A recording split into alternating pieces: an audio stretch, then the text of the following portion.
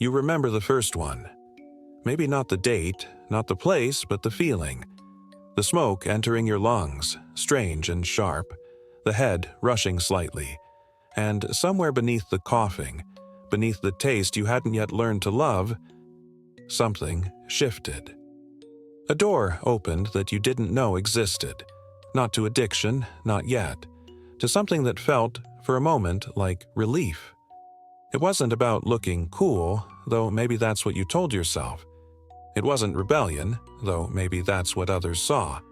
It was something more private, a discovery that your body could feel different than it did, that there was a lever you could pull, a button you could press, and the noise inside would quiet, even for a minute. In a world that felt like too much, you found something that made it feel like enough. Most people don't start smoking because they're stupid. They start because they're struggling. The first cigarette often arrives at a moment when something else isn't working. Stress that won't release, anxiety that won't settle, a feeling of being outside yourself that you can't name. The smoke doesn't solve it, but it does something. And in that moment, something is better than nothing. That first inhale wasn't really about nicotine. It was about finding a way to breathe when breathing felt impossible. The cigarette became the permission slip. And once that door opened, it became very hard to close. Non-smokers don't understand. They see the smell, the cost, the health warnings, and wonder why anyone would choose this. But they're missing what the cigarette actually provides. Not poison, not stupidity, something far more valuable. A pause. A moment that belongs entirely to you. A reason to stop, step outside, breathe deeply, and exist for 5 minutes without anyone asking anything of you. The cigarette is a ritual. The tap of the pack, the flick of the lighter, the first drag that fills your lungs. There's rhythm to it, predictability. In a chaotic world, the cigarette is the one thing that works the same way every time. It never disappoints. It never cancels. It never judges. It just gives you exactly what it gave you yesterday, and the day before, and the day before that. There's also the exhale, that slow release of breath that carries something out of you. Tension, maybe. Thoughts that were too loud. The smoke makes the exhale visible. You can watch your stress leave your body, dissolving into air. No other breath does this. No other moment offers such a clear ritual of release. What the cigarette gives is structure for self-care that many smokers never learned any other way. It's the only time they pause, the only time they breathe consciously, the only boundary they have. Take that away, and what replaces it? Often, nothing. That's what non-smokers don't see. The cigarette isn't the problem. It's the solution to a problem that never got solved any other way. Inside your body, there's a system that never stops scanning. It monitors threats, tracks tension, registers every stress, real or imagined. For some people, this system runs hot, always alert, always slightly activated. The baseline isn't calm, it's vigilance. And living in that state is exhausting in ways that are hard to explain to someone whose system runs quieter. Nicotine does something specific to this system. It hits receptors in the brain that release dopamine and acetylcholine, chemicals that create a momentary sense of focus and calm. The effect is paradoxical, a stimulant that soothes. For the anxious nervous system, this combination is perfect. Alert, but not panicked. Present, but not overwhelmed. The cigarette doesn't numb you. It regulates you. This is why smoking feels different for different people. Someone with a calm baseline might smoke and feel jittery, but someone whose system runs on constant low-grade alarm? For them, the cigarette is medicine. It brings them down to where others start. It's not getting high, it's getting level. The problem is that the relief is borrowed. The nervous system adapts. What once regulated now barely maintains. You need more to feel the same. And without the cigarette, the baseline drops even lower than before. The off switch becomes the only switch.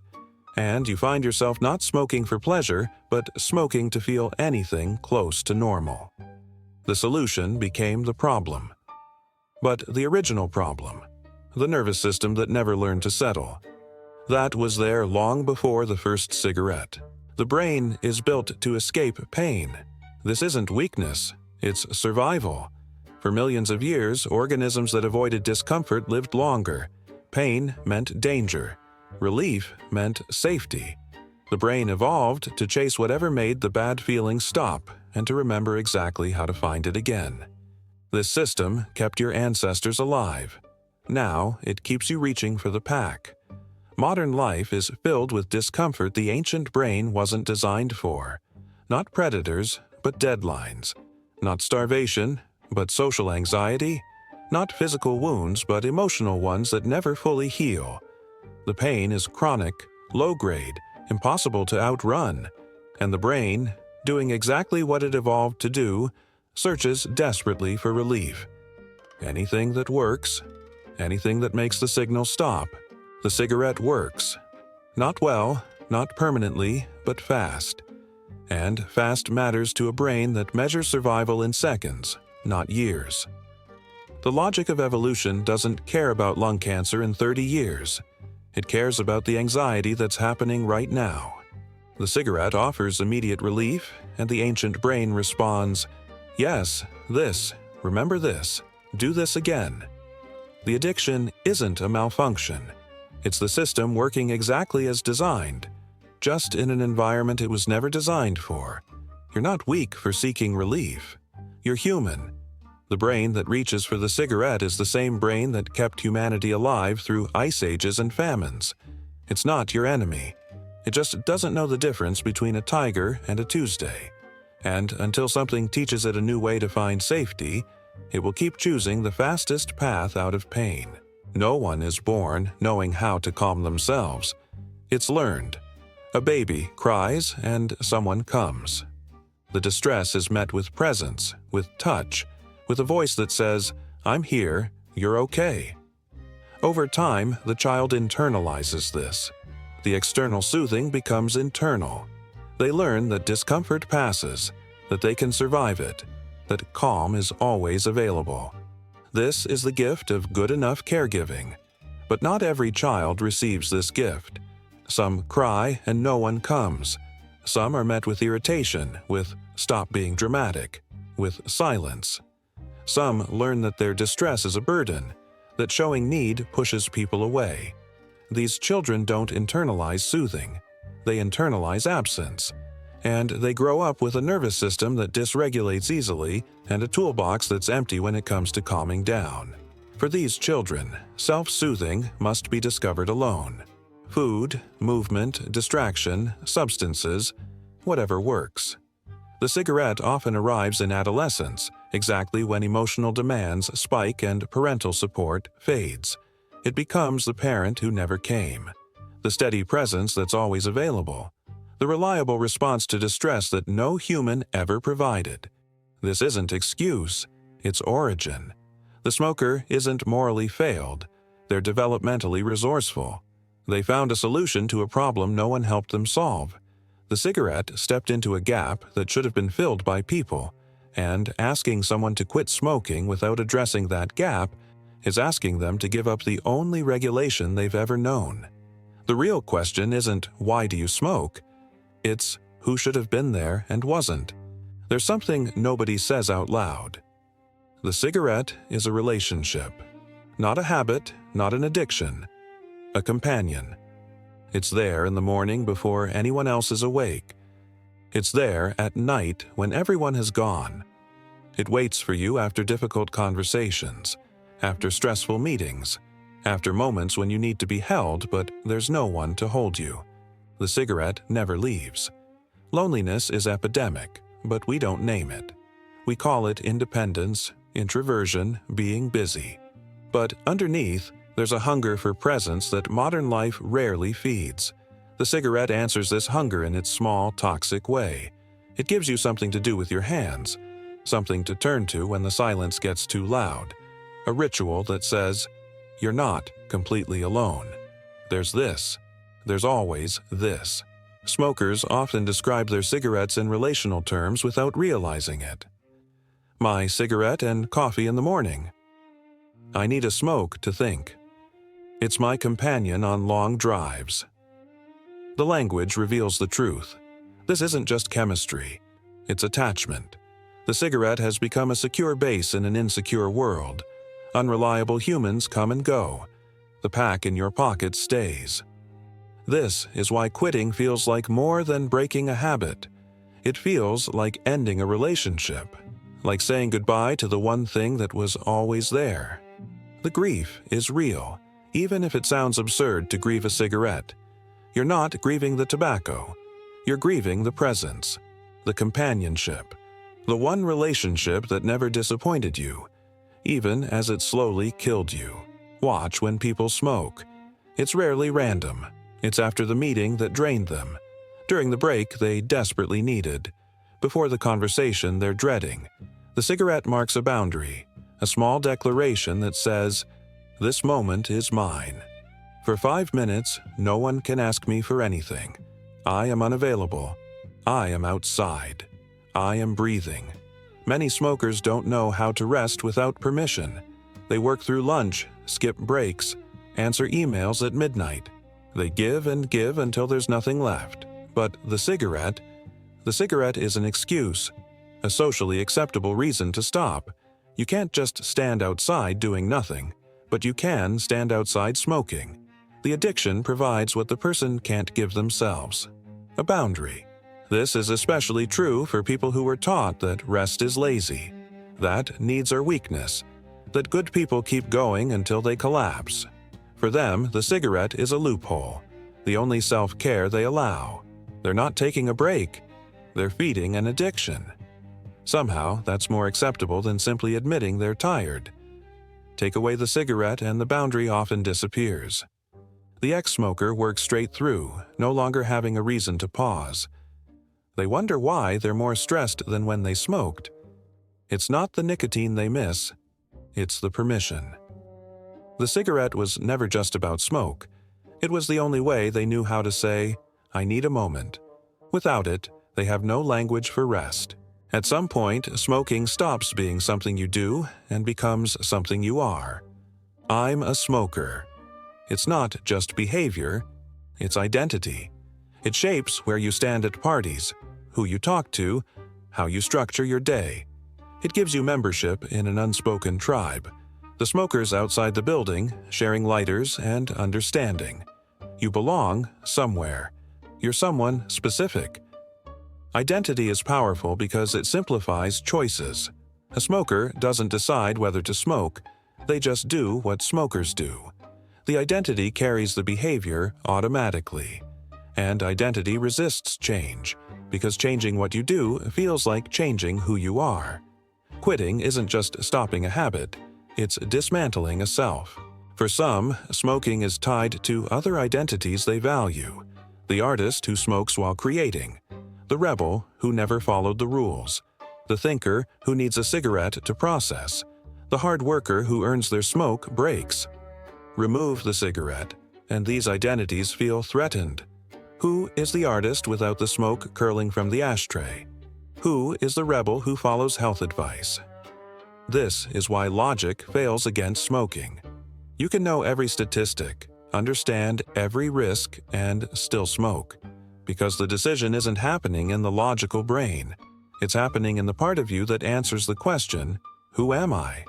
And until that question gets a new answer, the cigarette stays. Not because you're stupid, because you're human, and humans protect their identities more fiercely than they protect their lungs. People talk about quitting like it's simple math. Subtract cigarettes, add health, done. But inside, it doesn't feel like addition. It feels like amputation. Something that was part of you is being removed. Something that helped you survive is being taken away. The body doesn't celebrate. It mourns. The cigarette was there for your first heartbreak. It was there for the job you lost, the fight with your father, the nights you couldn't sleep. It witnessed your life in a way few things have. It doesn't matter that it's toxic. It was present. And presence creates attachment, even when the present thing is slowly killing you. You can know something is bad for you and still feel bonded to it. Quitting asks you to abandon a coping mechanism before you have a replacement. It asks you to face stress without your tool, loneliness without your companion, anxiety without your off switch. No wonder it fails so often. You're not just fighting chemistry. You're fighting years of emotional architecture. The cigarette has load-bearing walls in your psyche. Pull it out without support and things collapse. This is why willpower isn't enough. You can't just decide to lose a part of yourself. You have to build something to take its place. New rituals, new boundaries, new ways to pause and breathe and feel like you exist for 5 minutes without owing anyone anything. Quitting isn't subtraction. It's reconstruction. And reconstruction takes time, patience, and a willingness to grieve what you're letting go, even if the world says it's not worth grieving. When someone quits smoking, they expect cravings. They expect irritability. What they don't expect is sadness, a low, quiet grief that doesn't make sense. You're doing something good for yourself. Why does it feel like loss? Because it is loss. And until you let yourself grieve it, the loss will keep pulling you back. The grief is for the ritual you loved. The morning cigarette with coffee that made waking up bearable. The smoke break that gave shape to your afternoon. The late-night cigarette that was your only company. These moments weren't nothing. They were anchors in your day, and now they're gone. The day feels shapeless without them. Emptier. You keep reaching for something that isn't there. There's also grief for the relationship. The cigarette was the friend who never left, the comfort that never failed. Yes, it was killing you, but it was also there for you in ways that felt real. You can grieve something that hurt you. You can miss something that was bad for you. These aren't contradictions. They're the truth of complicated attachments. Society doesn't make space for this grief. People expect you to be proud, happy, celebrating your smoke-free days. They don't understand why you're quietly sad. But you understand. Something died. Something that helped you live is no longer alive in your life. The grief is legitimate. Feel it. Let it move through. Because the only way out of grief is through. And on the other side, there's space for something new to grow. Underneath every cigarette is a need. Not for nicotine. That came later. The original need was there first, waiting for an answer. Maybe it was calm in a body that couldn't settle. Maybe it was space in a life that had no margins. Maybe it was companionship in a world that felt empty. The cigarette didn't create these needs. It just became the only thing that answered them. Look closely at when you smoke. Not just the physical habit, but the emotional context. After stress, the need is release. During loneliness, the need is presence. Before difficulty, the need is courage. At the end of the day, the need is transition, a way to mark that work is over. Each cigarette is pointing at something real, something that deserves to be met. The smoke was just the messenger. This is what most quitting programs miss. They focus on the cigarette as the problem. But the cigarette was always a solution, an imperfect, damaging solution to a legitimate problem. Remove the solution without understanding the problem, and the problem remains. It will find another solution, maybe worse. Or it will simply scream louder until you return to the one thing that worked. Real freedom from smoking doesn't come from willpower alone. It comes from finally understanding what you were actually hungry for. What need was the cigarette trying to meet? What did it give you that nothing else did? Answer these questions honestly, and you'll find the map to something better. Not a replacement addiction, a real solution. The thing you needed all along delivered in a form that doesn't cost you your breath. The cigarette was never the point. It was the vehicle, carrying something to you that you couldn't get any other way. Pause, breath, boundary, presence, relief. These are the real destinations. The smoke was just how you got there. And now, if you want freedom, you have to find new roads to the same places. Start with the pause. You're allowed to stop without an excuse. You're allowed to stand outside and breathe without holding anything. The cigarette gave you permission. Now you have to give it to yourself. This is harder than it sounds. It requires believing that you deserve rest without earning it, space without justifying it. The cigarette was a workaround. The real work is learning that you're allowed to exist without producing. Find the ritual. The cigarette gave structure, something to do with your hands, a rhythm to follow. Replace it with something equally physical. Tea, a walk, a stretch, something that marks the moment, that tells your body, this is the pause. Rituals matter. They signal transition. Without them, the day blurs and the need for a marker returns. Build the companionship. The cigarette was there when no one else was. What else can be there? Not a replacement addiction, a real presence, a journal, a practice, a person you can call. The loneliness the cigarette answered doesn't disappear when you quit. It just gets louder. Finally, answering it for real is the work of a lifetime, but it's work worth doing. If this put words to something you felt but never named, you're not alone. Smoking was never about being weak or stupid. It was about surviving with the tools you had. Now there's a chance for different tools, not because cigarettes are evil, but because you deserve to breathe fully, in every sense of the word.